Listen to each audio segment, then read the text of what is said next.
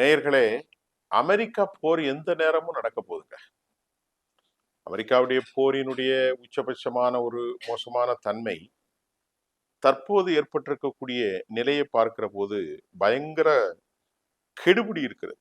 அதாவது Epic fury என்று அழைக்கப்பட்ட இந்த போர் இப்பொழுது ப்ராஜெக்ட் ஃப்ரீடம் என்று அழைக்கப்படுகிறது. ப்ராஜெக்ட் ஃப்ரீடம் என்றாலே தப்பிவிட வேண்டும் என்றுதான் அமெரிக்கா இந்த போரிலிருந்து அமெரிக்காவுடைய தலைவர்கள் பைத்தியக்காரத்தனமான ஒரு நடவடிக்கைகளை ஈடுபடுவதற்கான முயற்சியை அவர் மேற்கொண்டிருக்கிறார் என்பது ரொம்ப ரொம்ப முக்கியம். அதுல என்னவென்றால், அமெரிக்கா அதிபர் டொனால்ட் ட்ரம்ப் தற்போது ஏதாவது செய்து அடித்து நொறுக்கிவிட்டு தான் போரில் வெற்றி பெற்றுட்டோம் அப்படின்ட்டு வெளியேறுவதற்கு அவர் முயற்சி செய்கிறார். இப்போ ஈரான் 14 அம்ச கோரிக்கைகளை கொடுத்திருக்கிறார்கள். அதுல முதலாவது கோரிக்கை என்ன? முதல்ல எங்க மேல போட்டிருக்கக்கூடிய தடைகளை நீக்கணும், ஹெர்முஸ்ல இருந்து பிளாக்கடை நீக்கணும். இதுதான் முக்கியம். ஈரானுடைய முஜித்தபா கமேனி ரொம்ப ஸ்ட்ராங். அவர் சொன்னது என்னவென்றால், இது எங்களுடைய பார்ட், இது எங்களுடைய மண், இது எங்களுடைய ஒரு என்ன சொல்றது நிலம். இதிலிருந்து நாங்கள் வெளியே வர மாட்டோம். அமெரிக்கா எங்கிருந்து இங்க பண்ணக்கூடாது. நீ அப்படி இங்க வந்துச்சுன்னா உன்னை நாசம் செய்வோம். எங்களுடைய லேண்டுக்குள்ள எங்களுடைய கடல் பிராந்தியத்துக்குள்ள உனக்கு என்ன உரிமை இருக்கிறது? நான் 2 மில்லியன் கொடுப்பேன், மில்லியன் வாங்காமே இருப்பேன், அதெல்லாம் ஏன் இஷ்டம். இது எங்களுடைய கடல் பிராந்தியம் அப்படின்ட்டு தெளிவா சொல்லிட்டாங்க. இப்ப அமெரிக்காவுக்கு இருக்கிற சிக்கல், ஏற்கனவே 2 முறை போரை சந்தித்தாச்சு. போரில் அபாயகரமான விளைவுகளையும் கண்டாச்சு. அமெரிக்காவுடைய ஜெரால்ட் ஆர்ஃபோர்ட இப்போ ஒரு 4 நாளைக்கு முன்னாடி திரும்பி செல்கிற நிலை வந்தாச்சு. இவ்வளவு கப்பல்களை கொண்டு நிறுத்தியும் அவர்களால கர்க்குக்குள்ள நுழையவோ, ஹெர்மூசுக்குள் நுழைந்து தாக்குதல் நடத்தவோ திட்டமில்லை, தைரியம் இல்லை. அமெரிக்காவுக்கு ஆதரவாக இன்சூரன்ஸ் கப்பல்கள், இன்சூரன்ஸ் கம்பெனிகள் உள்ளே தைரியமாக அனுமதிக்க மறுக்கிறார்கள். அமெரிக்க கப்பல்கள் அவுட் ஆஃப் ஹெர்மூஸ்ல நின்று கொண்டிருக்கிறது. உள்ளே நுழைந்தால் காலி, உள்ள வந்தால் காலி. ஒரு கப்பல் நேற்று தாக்கப்பட்டிருக்கிறது. முதலாக இதுதான் நடக்கும் அப்படின்னு ஈரான் எச்சரிக்கை கொடுத்திருக்கிறார்கள். அமெரிக்க கப்பல் ஏவுகணை தாக்குதலுக்கு உள்ளாக்கியிருப்பது இன்று காலை நமக்கு கிடைத்த செய்தி. ஆனால் இதற்கிடையிலே அமெரிக்காவினுடைய அதிபர் ட்ரம்ப் எதுவென்றாலும் ஒரு மடபுத்தியோடு செய்கின்ற ஒரு மனிதன். எதையுமே ஒரு சிந்தித்து செய்ய மாட்டார். அவருடைய வயசு ஒரு காரணம், அவருடைய இயல்பு ஒரு காரணம். தோல்வி உறுதியாகிவிட்டது, இப்போது அவனை அடித்து நாசம் செய்யுங்கள் என்று இவரை பலர் தூண்டுவதாகவும் கூட அமெரிக்காவுடைய செய்தி ஊடகவியலாளர் டக்கர் கால்சன் சொல்கிறார்.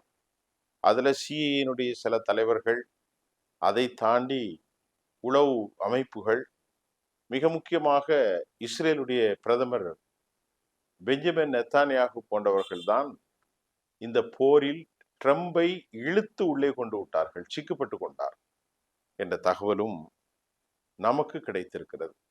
இது ரொம்ப ஒரு மோசமான ஒரு ஆரோக்கியமற்ற நிலை.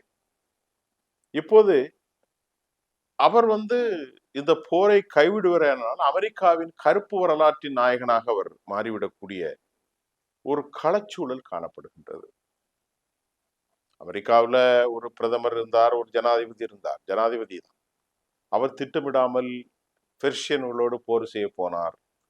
கப்பலை இழந்தார், உயிர்களை இழந்தார், பணத்தை இழந்தார், பின்னால் ஓடிவிட்டார், புறமுதுகிலிட்டு ஓடி வந்தார் அப்படின்னு வரலாறு வந்தா அதுக்கு ட்ரம்ப் தான் காரணம். அப்ப என்ன செய்யறது? ஏதாவது ஒண்ணு செஞ்சு நான் ஜெயிச்சிட்டேன். ஈரான் சொல்லுது, நீ ரெடியா இருக்கியா? நான் ரெடி. நீ பெரிய கப்பலை கொண்டா, நான் சின்ன குரூஸ் மிசைல்கள் வைத்து தாக்குவதற்காக வேக விசை படகுகளை தயாராக வைத்திருக்கிறேன். ஈரான் இவ்வளவு தைரியமாக பேசுவதற்கு காரணம், பெரும் கப்பல்களை விட சிறிய வேக போட்டுகள், அவற்றில் இருக்கும் மிசைல் தொழில்நுட்பம் மற்றும் ஆளில்லா ட்ரோன்கள் மற்றும் விமானங்கள் இதெல்லாம் ஈரானுக்கு ரொம்ப ஒரு பெரிய பலம். அடுத்து ஐஆர்ஜிசி சொல்லுகிறது 2000 கிலோமீட்டர் நாட்டிக்கல் மைல்ஸ் பரப்பளவு கொண்ட இந்த கடல் பகுதியை எப்படி மெயின்டைன் பண்ணுவோம் அப்படின்னு எங்களுக்கு தெரியும் அப்படின்னு அவங்க ரொம்ப தெளிவாக சொல்லிட்டாங்க.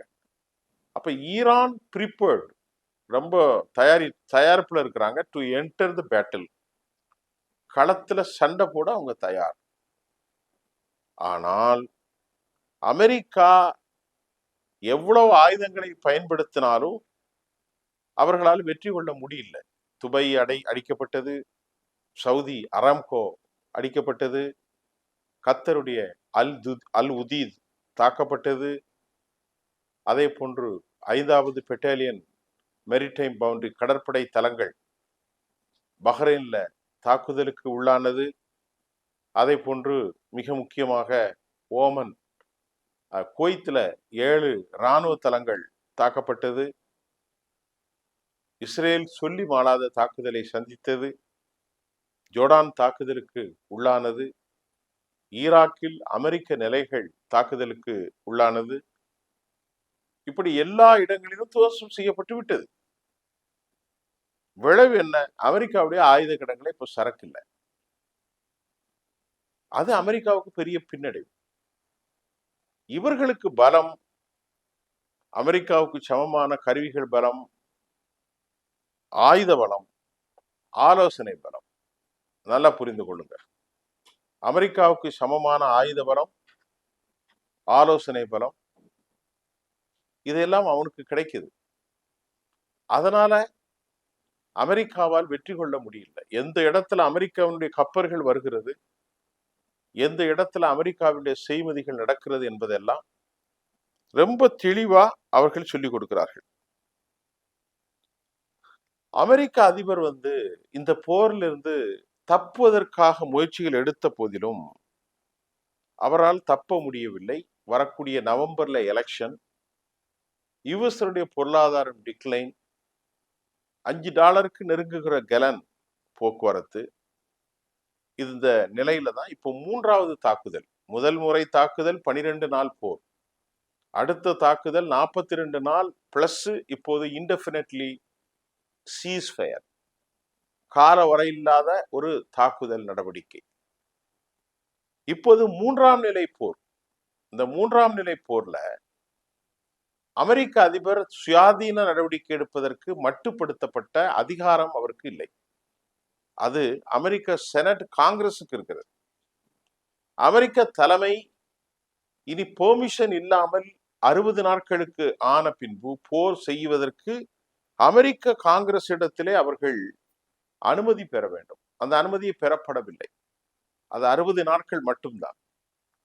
ஆக அந்த அனுமதி காங்கிரஸ் கொடுப்பது மறுத்தால் ட்ரம்புக்கு சிக்கலாகிவிடும். ஆகவேதான் ட்ரம்ப் மட்டுமில்ல, அமெரிக்காவுடைய வெளிவிவகாரத்துறை அமைச்சர் மார்க்கோ ரூபியோ போன்றவர்கள் அது 60 நாட்கள் கழிக்கவில்லை, 42 நாட்கள் தான் போர் நடந்திருக்கிறது, இன்னும் 18 நாள் இருக்கிறது, அப்படியெல்லாம் கதை பேசிக் கொண்டிருக்கிறார்கள்.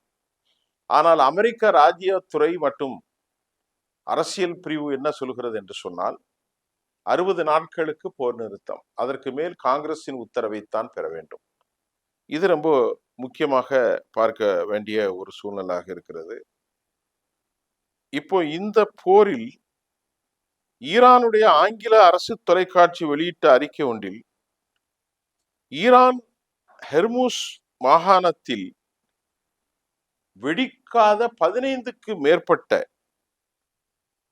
கனரக அமெரிக்க ஏவுகணைகளை ஈரானுடைய இராணுவத்துறை, அதாவது இதுக்கு பேரு ரிவர்ஸ் இன்ஜினியரிங் என்று சொல்றார்கள்.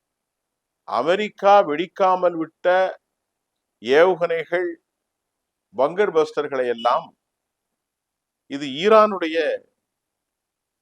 ஆயுதங்கள் தொழில்நுட்பம் மற்றும் ரிசர்ச் செக்ஷனுக்கு ஒரு 15க்கு மேற்பட்ட கனரக ஆயுதங்கள் வெடிக்காமல் இருந்தது. இதையெல்லாம் அமெரிக்க ஏவுகணைகளை கொடுத்துட்டாங்க. அவர்கள் இந்த ரிவர்ஸ் இன்ஜினியரிங் முறையில அமெரிக்க தொழில்நுட்பத்தை பயன்படுத்தி, ஷாஹின் அப்படித்தான் பயன்படுத்தப்பட்டது. வேறு வித பேரில் வந்துவிட்டால் இது அமெரிக்காவுக்கு பெரும் பின்னடைவை தரும் என சர்வதேச ஆய்வாளர்கள் கருத்து தெரிவிக்கிறார்கள். ஈரானுடைய பிரஸ் தொலைக்காட்சி இந்த தொழில்நுட்பங்களை புரிந்து கொண்டு அதனை மீண்டும் உருவாக்குவதால் இந்த ஆய்வுகள் தொழில்நுட்பம் மற்றும் ஆராய்ச்சி பிரிவுகளிடத்தில் ஒப்படைக்கப்பட்டதையும் இது அமெரிக்காவுக்கு கடும் பாதிப்பை ஏற்படுத்தும். அமெரிக்கா விமானங்கள்ல பங்கர் பஸ்டர் குண்டை போட்டு வெடிக்கல, இப்ப அவங்களே பங்கர் பஸ்டர் குண்டை உருவாக்கிட்டாங்க. அதே போன்று ரிவர்ஸ் இன்ஜினியரிங் முறை, அமெரிக்கா வீசிய வெடிக்காத ஏவுகணையோ குண்டோ அதை அப்படியே எடுத்து பாதுகாப்பாக செயலிழக்க செய்து அதை கலத்தி பார்ப்பாங்க பார்ட்ஸா. அதுக்கப்புறம் அதே தொழில்நுட்பத்தை இவங்க கத்துக்கிட்டு உடனே வேற பேர்ல செஞ்சிருவாங்க. அவன் பல பில்லியன் டாலர் செலவு பண்றான், இவன் சில ஆயிரங்களுக்கு அதை கண்டுபிடிச்சிருவாங்க. இதுல சீனா இணையலாம். அமெரிக்க ஆயுதங்களை குறித்து நன்கு பரிசீலிக்க சீனாவுக்கும் ரஷ்யாவுக்கும் தனது துணை நண்பர்களின் மூலம் நல்ல ஒரு லாபம். சரி, இப்ப அமெரிக்காவுடைய எலும்பு கூடுகள் கப்பலில் கிடக்கும், அமெரிக்காவுடைய சவப்பெட்டிகள் அனைத்தும் அந்த கப்பல்லே அனுப்பப்படும் என்று ஈரானுடைய IRGC குறிப்பதற்கு காரணம், அவர்களின் பாரிய அழுத்தத்திற்கு அவர்களோடு மூட்டு கொடுத்து நிற்பதற்கு வடகொரியாவும் ரஷ்யாவும் சீனாவும் இருக்கிறார்கள். வடகொரியாவிலிருந்து தொழில்நுட்பங்கள் இருப்பு பாதை வழியாக, அதாவது ட்ரெயின் மார்க்கமாக பீஜிங்கில் வந்து பீஜிங்கிலிருந்து அதை டிஸ்பேச் பண்ண பிறகு அன்லோட் பண்ணி பிறகு லோட் பண்ணுவாங்க புதுல. அது எப்போ பண்ணுவாங்கன்னு தெரியாது. அது நேரடியாகவும் போகுது. இப்ப அமெரிக்காவுடைய அந்த சிக்கல்னால கஷ்பியன் வழியாகவும் உள்ள போகுது, துர்கமிஸ்தான் வழியாகவும். ஆக இந்த நிலை தற்போது காணப்படுகின்றது. இப்ப மீண்டும் போருக்கு வந்தால் அவன் மீண்டும் எச்சரிக்கிறாங்க, எந்த நேரம் ஒழிக்கலாம், மரணம் கப்பல்கள் உள்ளே சமாதி அடைந்த நிலையில் புதைக்கப்படும் ஒரு மோசமான நிலை ஏற்படும் என்றும் அவர்கள் எச்சரித்திருக்கிறார்கள். இது வரலாற்றில் மிக மோசமான பதிவு என்னன்னா, டொனால்ட் ட்ரம்பினுடைய பதிவை வரலாற்றில் மிக மோசமான பதிவு என்ன அங்குள்ள வலதுசாரி ஊடகவியலாளர் டக்கர் கால்சன் தெரிவிக்கிறார். ஆக இன்றைய செய்தி எந்த நேரமும் போர் வரலாம், இப்போ கூட வந்திருக்கலாம், அதை நம்மளால தெளிவாக அறுதிட்டு சொல்ல முடியாது. அதனால அந்த போர் எப்போ வரும், இனி வந்தால் உலகத்துல பெரிய எரிபொருள் சிக்கல் ஏற்படும். அதை எப்படி கையாள போகிறார் என்பதை நாம் பொறுத்திருந்து பார்ப்போம். மீண்டும் நாளைக்கு புதிய செய்திகளோடு சந்திப்போம். நன்றி.